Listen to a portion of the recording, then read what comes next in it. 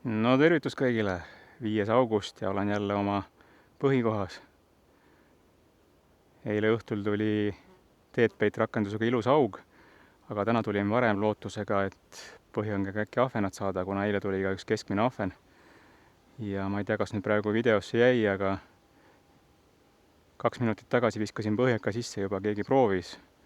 Aga eks need ole need väikesed särjed arvatavasti, nii et täna katsetan esialgu suurte konksudega. Ja kui saputab ja otsa ei jää, siis panen väikeste konksudega rakenduse, et saaks äkki särge. Ja see läheb siis räime asemel haugi jahtima. Ja teine teema, mis ma täna teen, on see, et räimerakenduse teen natukene, räimerakenduse teen ümber ja panen selle tavalise ujuki asemele äravõetava ujuki, et siis ei segaks see nii-öelda Teetpeit rakendusega püüdmist põhjast. Raskus viab selle küll põhja, aga mida see kork seal põhjas töllerdab, nii et ostsin jälle uued äravõetavad korgid Motonetist, teen selle natukene ümber ja siis täna rohkem püüangi selle põhjarakendusega ja räimega. Lihtsalt katsetamise eesmärgil. Ja lanti loobin muidugi ka. Vot sellised lood siis tänaseks, aga okei, praegu lõpetan filmimise. Nonii. No näete, niimoodi ta siis mängib siin. Aga on see nüüd särg või on ahven? Otsa ta igastahes ei jää. Okei, ma jälgin seda asja. Teen nüüd kiire rakenduse vahetuse, räimed sulavad juba ja siis panen selle püügile. Ja eks kui midagi on, siis tulemustest annan teada. Nonii, selline see Teetpeit ehk siis surnud söödaga ja põhja pealt püüdmise rakendus välja näeb. Olen seda vist juba küll paar korda näidanud, aga kordame üle. Ehk siis põhiliini küljes on suurem raskus ja samas siis on üks 30 senti äkki lips koos trossiga, mille külge läheb siis räim või mingi muu surnud sööt. Ja mis on minu aretuse eeliseks on see, et kui ma sellega püüda ei taha, siis võtan raskuse ära, selle asemele läheb kolmik, äravõetav kork ja saab nii-öelda korgiga püüda, hulpima panna selle räime. Aga täna siis proovime niimoodi, kuna eile tõi see haugi, siis katsetame. Katsetama peab siis ka eri kaugustelt ja sügavustelt. Kelluke ka külge, see aitab paremini võttu kohe tuvastada. See on selles suhtes odav, aga hea ritvete suhteliselt painduv ja annab hästi mängust kohe teada. Nii, aga nüüd järgmine küsimus on, kas ma jätan sisse selle suurte konksudega rakenduse põhjakas või hakkan lanti loopima või panen kolmanda väikese konksuga rakenduse lihtsalt siia oksa külge. Natukene mõtlen veel. Täna on niisugune mõnusalt palav päev, siia on paras ronimine ka. Päeva lõpuks on vähemalt 2-3 kilo välja higistatud, nii et hea spordi asemel. Aga okei, ma natuke nuputan, mis asja ma nüüd täpselt edasi teen ja siis vaatame edasi. Nii, meie oksa küljes oleva põhjaka küljes on keegi.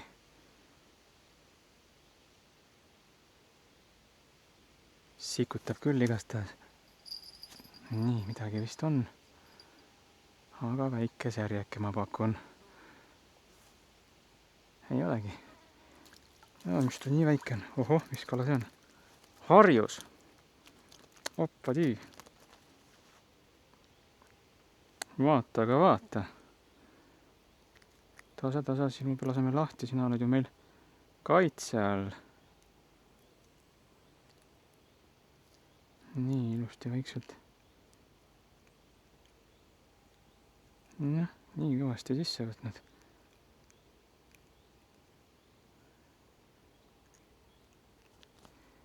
Kohe laseme su vabaks.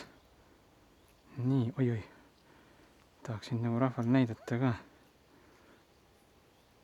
Nii, selline ilus harjus siis. Harjust ei ole siit ühest 100 aastat näinud, aga hea teada, et siin seda on. Nii, aga see on meil kaitsealune kala ja see läheb ilusti tagasi.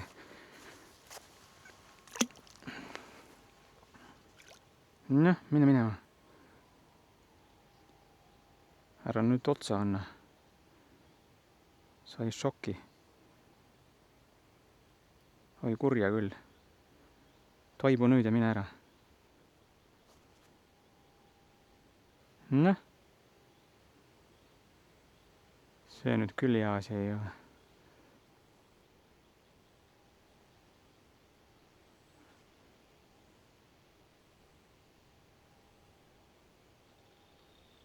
Noh, liiguta, mine ära. Tubli. Edas. Vot sulle lugu siis. Nii, siin on siis meil ikka harjust ka, aga seda kahjuks püüda ei tohi. Ja väike oli ta ka.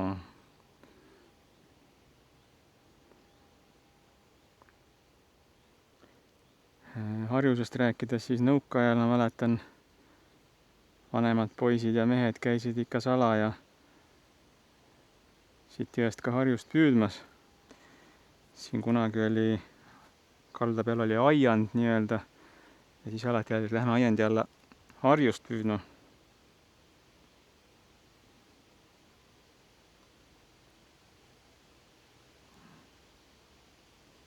Ise olen kunagi Kunda jõe suudmest harjuse saanud, ilusa suure. Nii, aga nüüd on vaja siia uut ussi natukene, okei. See läheb põhjakas tagasi, aga muus osas on vaikus. Spinningut ei ole viitsinud loopida. Räime põhjast veel hetkel ei taha keegi, varsti hakkab jälle päike jõe peale paistma ja vaatame, mis edasi saab. Aga okei, siia uus väike uss otsa ja tagasi püügile. Äkki tuleb särge. No nii, ja meil võttis haug räime ära jälle. Tore. Vaatame, kui suur seekord on. Oi, see on suur.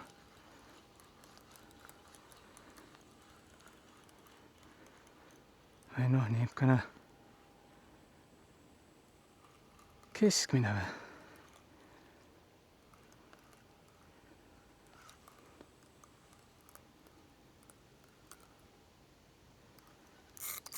No ikka võitleb päris hästi.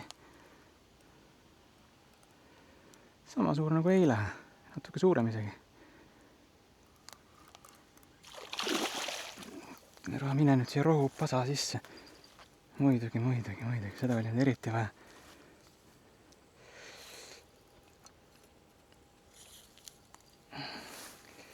Seda oli meil eriti vaja, et sa siia sisse lähed.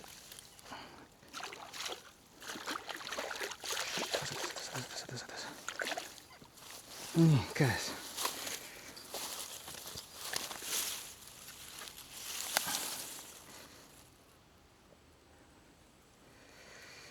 Ilusti käes.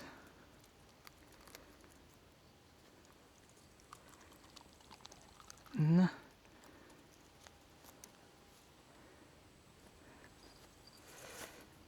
Nii, sellel tuli isegi.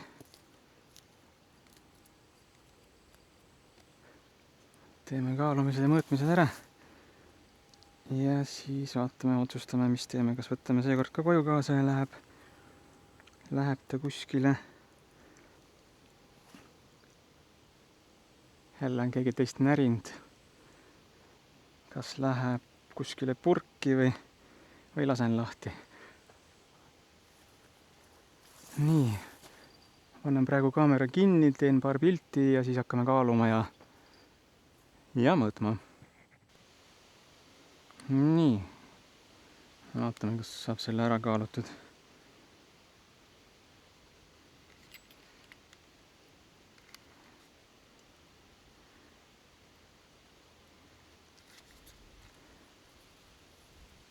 On 1,295, väiksem kui eilne. Ma arvan, et selle ma lasen isegi tagasi täna. Ja pikkust on tal... Oi, rahu. Kohe laseme see tagasi. Ja pikkust on tal nii palju kui 60 senti. Nii, aga laseme selle tagasi.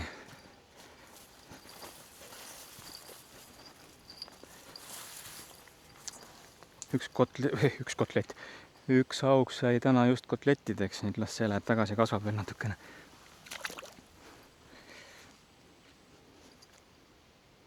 nii, mine. Läks. Head aega.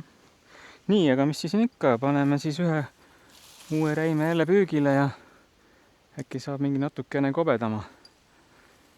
Selle oleks võinud küll koju võtta, aga las ta olla.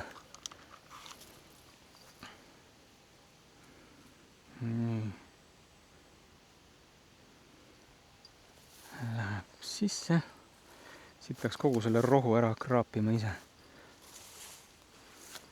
Vaatan, viskangi selle sisse ja siis hakkan seda puhastama siit. Mul on ühe korra niimoodi haug ära läinud, et jäi siia sisse ja tuli lahti ja läinud ta oligi.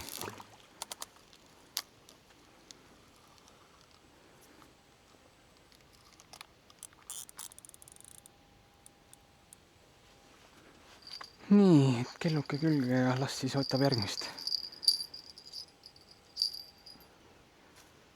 Okei, ma hakkan nüüd seda sodisid puhastama siis. Noh, vähemalt jälle on mida näidata. Jätkame. Nii, hakkame siis tänaseks lõpetama. Mitu tundi juba olnud ja viimased tunnid vaikus. Mida siis kokkuvõtteks öelda? Lanti ei tahtnud täna üldse. Põhjakaga tuli siis üks väike harjus üllatusena ja mitu tilinat oli veel, aga otsa ei jäänud keegi. Ja siis teedpeitrakendusega ehk räimega põhjast tuli siis üks 1,2 kilone haug. Selle lasin tagasi, kuna eilne on veel kotlettideks tehtud ja söömata ja ei maksa ahneks minna.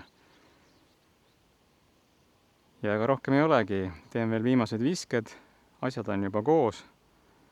Äkki tuleb lõpusõnade aeg veel üllatus ja viskab ühe haugi otsa, suure tõenäosusega mitte. Ja ega muud ei olegi. Nii, vaatab, kuidas homme-ülehomme on ilmad ja enesetunne, kas tulen veel kalale või mitte, sest nädalavahetusel ei saa. Laupäeval on naisega üks väike tähtpäev, pühapäeval on ühistuga üks lööktööpäev ja koristuspäev ja siis ongi nädal ja puhkus läbi. Jäävad ainult nädalavahetused või siis, kui on midagi erandkorras vaja siia tulla või tööd vähem, et saab teha kodukontori ja kalastuspäeva. Vot sellised lood siis seekord. Aga sulle nagu ikka aitäh, et vaatasid. Kui sa kanalit veel ei ole tellinud, siis oleks tore, kui sa seda teeksid. Pane videole kas pöial üles või pöial alla, kirjuta mõni kommentaar, tule ikka tagasi ja näeme järgmine kord. Tšau!